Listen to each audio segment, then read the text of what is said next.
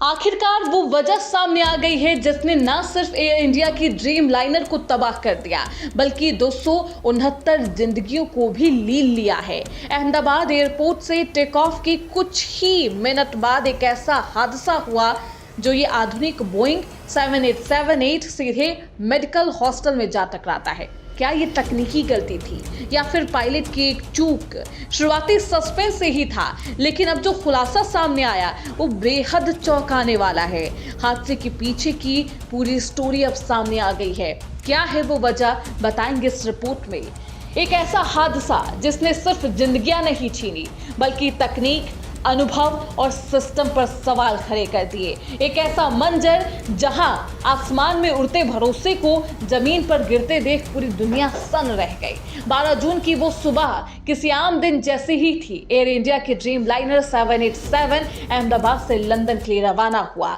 सब कुछ सामान्य था। यात्रियों ने सीट बेल्ट बांधी, फ्लाइट टेक ऑफ कर गई। लेकिन किसे पता था कि उड़ान अब कभी मंजिल तक नहीं पहुंचेगी। महज कुछ मिनटों में वो विमान हादसे का शिकार हो गया और टकरा गया अहमदाबाद एयरपोर्ट के पास एक मेडिकल हॉस्टल से। 269 लोगों की जान चली गई, जिसमें विमान में बैठे 241 यात्री और हॉस्टल में मौजूद 38 लोग शामिल हैं। अब सवाल उठता है कि आखिरकार ये हुआ तो हुआ कैसे? क्या तकनीकी खामी थी?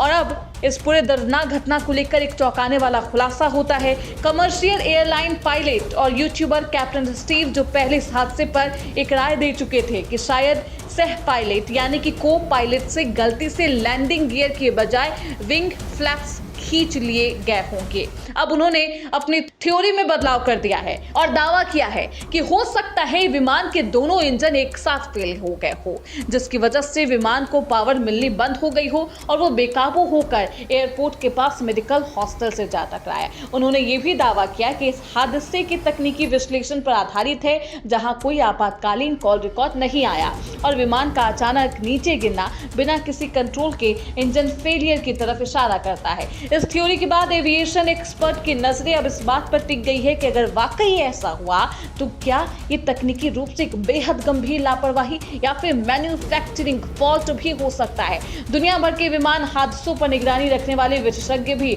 अब इस केस को लेकर अपनी राय दे रहे हैं और अलग अलग संभावनाओं की जांच भी हो रही है। हालांकि अभी तक ये सिर्फ अंदाजे हैं और तकनीकी विश्लेषण कोई ठोस निष्कर्ष नहीं निकला है, क्योंकि इस हादसे का असली सच तो ब्लैक बॉक्स में छिपा है। ब्लैक बॉक्स हादसे के मलबे से बरामद कर लिया गया है, लेकिन उसकी रिकॉर्डिंग और डेटा को पूरी तरह से पढ़ने और समझने में वक्त लगेगा। एक्सपर्ट फिलहाल जो कह रहे हैं वो सिर्फ संभावनाएं हैं, लेकिन जब ब्लैक बॉक्स से पायलट्स की आखिरी बातचीत और पायलट के अंतिम क्षणों की तकनीकी रिकॉर्डिंग सामने आएगी, तभी असल वजह पूरी दुनिया के सामने आएगी।